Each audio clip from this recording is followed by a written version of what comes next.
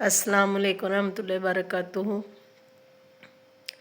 सलाम है उन घरानों को जिन्होंने अच्छी और बैलेंस्ड ईद गुजार ली, और जहाँ पे कुछ कमी बेशी रह गई तो वहाँ पे जो है ना वो मैं मर्द हजरात से कहूँगी कि मर्द बनो, शेर दे मर्द दे बच्चे बनो, शेर बनो। तो ਜਿਹੜੀ भी कोई कमी बेशी है ना उन्होंने पछाड़ ते साल बाद ईद आती है। आदे घर वालियां नूं खुश रखो। जे कोई बहन भाइयां माँ प्यो पिछे कोई छोटी बड़ी नीच ऊंच होई भी है तो उन्हां दी खिदमत आप कर लो। सारा साल तुहाडे घर तुहाडी बीवी ने खाना पकाना, बर्तन धोने, बाकी घर संभालना, भावें नुकरानी रखी हुई, तुहाडे बच्चे संभालने, ते तुसी एक साल बाद ईद दा दिन आवे तो उस दिन भी 15-20 दिन पहले वो चारी ने चूड़ियाँ लईआं होण, कोई कपड़े खरीदे होण, कोई आदि तैयारी कीती होए ते तुसी किसी छोटी जी गल तो ही उनका मतलब नाराज़गी बनाते या उनकी नाराज़गी नूं तुसी मनावन की कोशिश ना करो। तो इस दिन नूं भी उनके वास्ते बस एवें जी कर दिओ तो फिर सलाम ही है तुहानूं। जिहड़ी औरत ने भी रात नूं 3-4 बजे उठ के रोज़े रखाए न, नींद आदि छड्डी है, सच्ची पुछो मैं भी पूरे रोज़े रखाए तो कई बारी उठना बड़ा ही मुश्किल से, नींद तो उठना खास कर जे बंदियां नूं 10 दिन भी उठना पवे ना तो इन्हां नूं यकीनन औखा लगे। औरत पहले उठती है, उठ के सहरी बना, सारा इंतज़ाम कर, फिर बच्चियां नूं भी ते खावंद नूं भी उठा, फिर कर। जदों सारा साल एक बीवी घर संभालदी है, रोज़े रखांदी, सारा कुछ करदी, जे कदे उसनूं गुस्सा आंदा है, तुहाडे नाल लाड करदी, चाहंदी तुसी उहनूं मनावो, उहदी अहमीयत उहनूं दसो, जे उहदा भी दिल करदा है भी इन्ना थकन तो बाद तुसी उहदी अहमीयत जिहड़ी है उसदा इतराफ़ करो, तुसी उहनूं मनाओ, उहदे नाल लाड करो।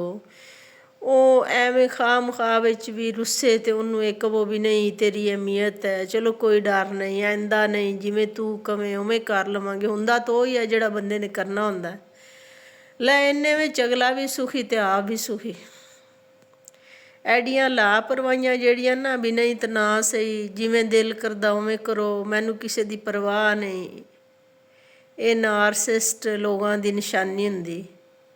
ਅੰਦਰੋਂ ਇਹ ਲੋਕ ਜਿਹੜੇ ਨੂੰ ਆਪ ਕਮਜ਼ੋਰ ਹੁੰਦੇ ਨੇ, ਇਹਨਾਂ ਵਿੱਚ ਕੌਨਫੀਡੈਂਸ ਦਾ ਫੁਕਦਾਨ ਹੁੰਦਾ। ਇਹ ਸਮਝਦੇ ਨੇ ਵੀ ਇਹਨਾਂ ਦੀ ਸਾਰੀ ਇੱਜ਼ਤ ਉਹੀ ਹੈ ਜਿਹੜੀ ਅੱਗੋਂ ਮਿਲਦੀ ਪਈ। ਜੇ ਅਗਲਾ ਬੰਦਾ ਮੇਰੀ ਹੱਲ ਗੱਲ ਮੰਨੀ ਜਾਂਦਾ ਤਾਂ ਮੈਂ ਚੌਧਰੀ ਹਾਂ, ਨਹੀਂ ਤਾਂ ਮੇਰੀ ਜ਼ੀਰੋ ਦੀ ਵੈਲਿਊ ਨਹੀਂ। ਹਾਲਾਂਕਿ ਗੱਲ ਮਨਵਾਉਣ ਨਾਲੋਂ ਗੱਲ ਮੰਨਣਾ ਜਿਹੜਾ ਨਾ ਉਹ ਹੌਸਲੇ ਦਾ ਅਤੇ ਹਿੰਮਤ ਵਾਲਾ ਕੰਮ ਹੁੰਦਾ। ਤੇ ਕੋਈ ਨਹੀਂ ਜੇ ਬੀਵੀ ਮਨਾਵੇ 10 ਵਾਰੀ ਤੇ ਖਾਵੰਦ ਵੀ ਮਨਾ ਲਵੇ ਕੋਈ 2-4 ਵਾਰੀ ਤੇ ਉਹਦੀ ਇੱਜ਼ਤ ਘਟਦੀ ਕੋਈ ਨਹੀਂ, ਰਿਸ਼ਤਾ ਮਜ਼ਬੂਤ ਹੁੰਦਾ। ਅਜੇ ਵੀ ਵਕਤ ਹੈ, ਹੁਣ ਦੂਜਾ ਦਿਨ ਜਿਹੜਾ ਉਹ ਸ਼ੁਰੂ ਹੋਇਆ ਤੇ ਸ਼ਰੀਕੇ ਨੂੰ ਤੜਕਾ ਨਾ ਲਾਵਣ ਦਿਓ। ਆਦੀ ਜਿਹੜੀ ਹੈ ਨਾ ਆਕੜ ਤੇ ਨਾ ਉਹਨੂੰ ਝਟਕਾ ਲਾ ਲਓ। ਆਦੇ ਹਮ ਸਫ਼ਰ ਨੂੰ ਮਨਾ ਲਓ। ਕੱਲ੍ਹ ਨੂੰ ਆਉਣ ਵਾਲੇ ਦਿਨ ਦਾ ਕੁਛ ਪਤਾ ਨਹੀਂ। ਇਹ ਬਾਹਰ ਦਿਆਂ ਨੇ ਉਹਨਾਂ ਤਾਂ ਮੈਂ ਆਨੀ ਆ ਕਿਸੇ ਮਰਦ ਨੂੰ ਸ਼ਾਇਦ ਉਹਦੀ ਮਾਂ ਨੇ ਵੀ ਨਾ ਪਕਾ ਕੇ ਖਵਾਈਆਂ ਹੋਣ ਜਿੰਨੇ ਸਾਲ ਇੱਕ ਬੀਵੀ ਉਹਨੂੰ ਸਾਂਭਦੀ। ਮਾਂ ਤੋਂ ਕੋਈ 18-20 ਸਾਲ 22 ਸਾਲ ਅਤੇ ਬਾਕੀ ਜੇ ਕਿਸੇ ਦੀ 60-70 ਸਾਲ ਉਮਰ ਹੈ ਤਾਂ ਸਾਰਾ ਜ਼ਿੰਦਗੀ ਜਿਹੜੀ ਉਹ ਬੀਵੀ ਉਹਨੂੰ ਸੰਭਾਲਦੀ ਹੈ। ਉਹਦੇ ਕੱਪੜੇ ਖੁਰਾਕ ਹਰ ਸ਼ੈ ਦਾ ਖਿਆਲ ਰੱਖਦੀ।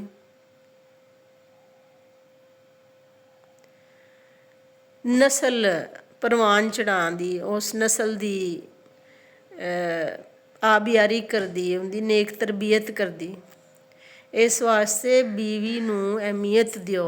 ਅੱਜ ਦੇ ਦਿਨ ਆਪਣੀ ਸ਼ਰੀਕੇ ਯਾਤ ਦੀ ਅਹਿਮੀਅਤ ਦਾ ਜ਼ੁਬਾਨ ਨਾਲ ਇਤਰਾਫ਼ ਕਰੋ। ਬਾਅਦ ਬੰਦੇ ਹੁੰਦੇ ਜਿਹੜੇ ਆਉਂਦੇ ਨੇ ਚੁੱਪ ਕਰਕੇ ਲੈ ਮੈਂ ਠੀਕ ਹੈ, ਮੈਂ ਖਾਣਾ ਖਾ ਲਿਆ, ਇਹਦਾ ਮਤਲਬ ਅੱਛਾ ਸੀ, ਮੈਂ ਇਹਨੂੰ ਕਦੇ ਕੁਛ ਕਿਹਾ ਨਹੀਂ, ਮੈਂ ਇਹਨੂੰ ਕਦੇ ਇੰਝ ਕੀਤਾ ਨਹੀਂ, ਬਸ ਚੰਗੇ ਆ ਜ਼ਬਾਨ ਨਾਲ ਕਹਿਣਾ। ਕੋਈ ਅੱਲਾਹ ਤਾਲਾ ਵੀ ਤਾਂ ਅਜ਼ਾਨਾਂ ਵਿੱਚ ਕਹਿਲਵਾਉਂਦਾ ਕਿ ਨਹੀਂ ਅੱਲਾਹੁ ਅਕਬਰ ਅੱਲਾਹੁ ਅਕਬਰ, ਉਹਦਾ ਕਿੰਨਾ ਸਵਾਬ ਹੈ। ਸੁਬਹਾਨ ਅੱਲਾ ਹੀ ਕਵਨ ਦਾ ਕਿੰਨਾ ਸਵਾਬ, ਅਲਹਮਦੁਲਿਲਾ ਕਵਨ ਦਾ ਕਿੰਨਾ ਸਵਾਬ। ਇਹਦਾ ਮਤਲਬ ਇਹ ਹੈ ਵੀ ਇਹ ਮੁਹੱਬਤ ਵਧਾਉਣ ਦੇ ਜ਼ਰੀਏ ਹੁੰਦੇ ਨੇ ਵੀ ਇੱਕ ਦੂਜੇ ਦੀ ਤਾਰੀਫ ਕਰਨਾ।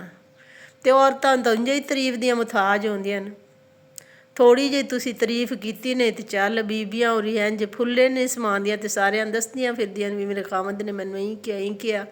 ਇਤਰਾ ਤੇ ਹੋ ਸਕਦਾ ਉਹਨਾਂ ਨੂੰ ਤਾਂ ਕਮੀਜ਼ਾਂ ਹੀ, ਕਈ ਔਰਤਾਂ ਨੂੰ ਮੈਂ ਵੇਖਿਆ ਉਹਨਾਂ ਨੂੰ ਕਮੀਜ਼ਾਂ ਜਿਹੜੀਆਂ ਨਾ ਉਹ ਤੰਗ ਹੁੰਦੀਆਂ।